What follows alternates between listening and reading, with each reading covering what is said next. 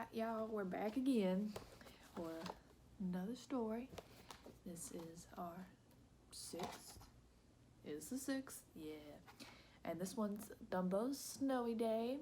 I figure since we're closer to summer than we are to winter, for some of us, I think I might don some attire for it. And you know the little Pixar lamp? Brought a little buddy. He's like my Pixar lamp. He is also dressed for the occasion in his lei. Okay, so Dumbos Snowy Day. It's adapted by Annie Auerbach from the book Dumbo's Uphill Battle, originally published by Egmont. And once again, it doesn't tell us who illustrated it, but that's okay. Because sometimes it just doesn't have that information. All right. Now, to the story. Dumbo was a very special elephant. Turn that more your way. Okay. With his huge ears, he could soar through the sky like a bird. Dumbo performed in a circus with his mother, Mrs. Jumbo. One chilly day, the circus animals were on their way to a new town, but their train, Casey Jr., was struggling to get through the falling snow. His wheels slid on the icy railroad tracks.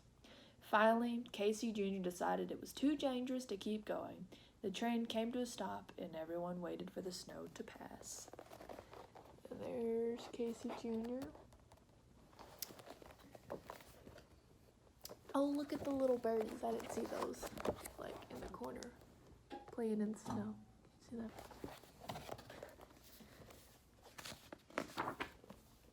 Dumbo was happy the train had stopped. He had never played in the snow before.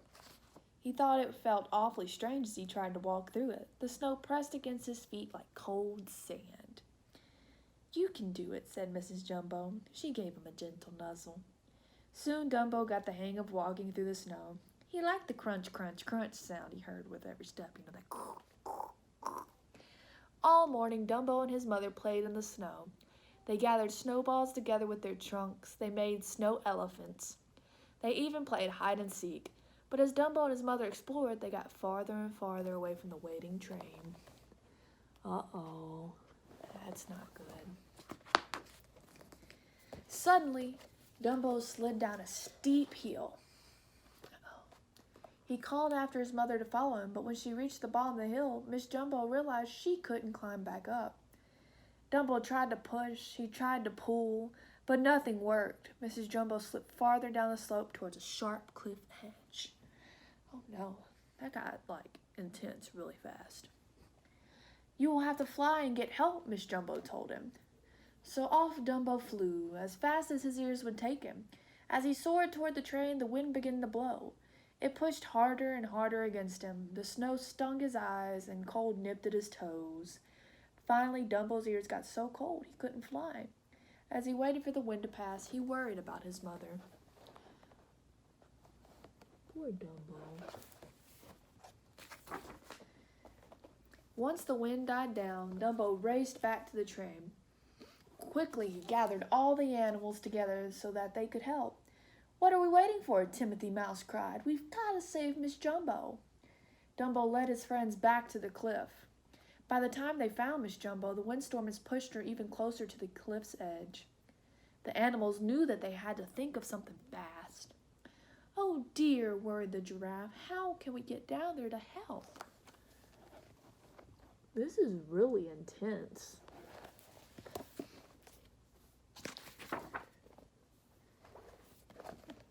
Timothy snapped his fingers. He had an idea. "Everybody line up," he shouted. He ordered the animals to grab one another's tails at the front of the line. The ostrich leaned over the cliff to take hold of Miss Jumbo's trunk. 1, 2, 3, pull! Timothy yelled. Look at them all.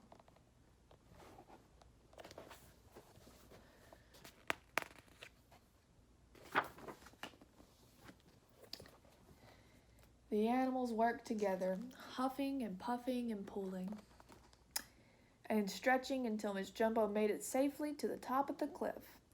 "Hooray!" everyone shouted. Suddenly, There was a loud crack. The cliffside gave way and the animals tumbled down. "Watch out!" yelled the hippo. "Yikes!" cried the monkeys. "Uh-oh!" said the giraffe. "Help!" hollered the bear. Oh no. All the animals tumbled down together and rolled down the hill. Before long, they'd become a giant snowball. "How do you stop this thing?" Timothy shouted as they zoomed along. The snowball gathered speed until dum dum bah!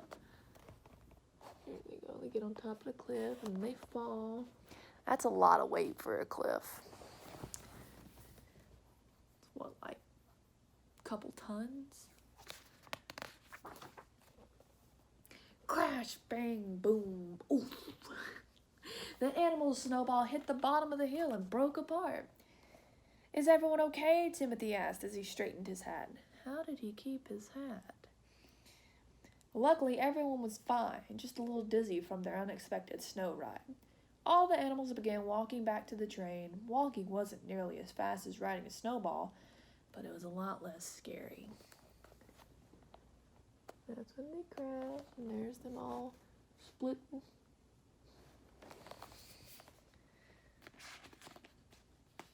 The seal's face is a whole mood. That night, Miss Jumbo gave Dumbo a warm bath. "Thank you for flying to find help today," Miss Jumbo said to her son. "I'm so proud of you." Dumbo smiled and blew a trunk full of water over his head. "Hey, don't forget about me," said Timothy from his teacup bath. "I helped you too." Miss Jumbo nodded. "You certainly did. Thank you." "Oh, gee," said Timothy. "It was nothing at all."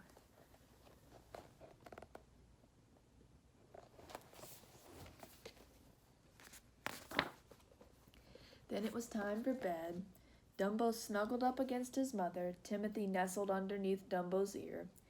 And, "Good night, my darling," Miss Jumbo said softly. "Sleep tight," said Timothy. Dumbo fell asleep right away. Tomorrow he and the circus animals would perform for hundreds of happy children in the new town. But for now, Dumbo was glad to be warm and safe with his mother as the snow fell gently outside. And there they go. The end.